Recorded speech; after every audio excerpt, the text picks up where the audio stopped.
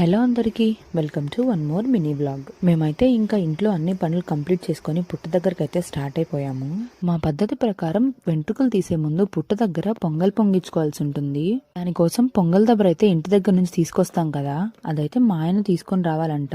అదే మా పద్ధతి. ఇంకా మేమైతే పుట్ట దగ్గరకు వచ్చేసి 3 ప్రదక్షిణలు అయితే చేసుకున్నాము. ఇంకా ప్రదక్షిణలు కంప్లీట్ అయిపోయిన తర్వాత పొయ్యి వెలిగించి పొంగల్ అయితే పొంగించడం స్టార్ట్ చేసాము.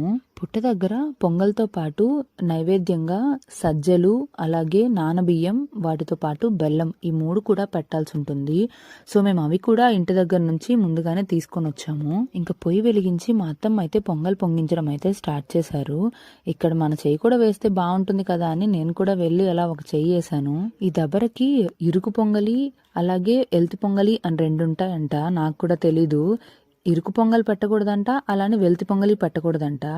మేమైతే చాలా కష్టపడ్డాము కరెక్ట్గా దబ్బర్కి సరిపడేలాగా పొంగల్ చేయడానికి. అంతే ఈ vlog. Thanks for watching. Please subscribe to my channel.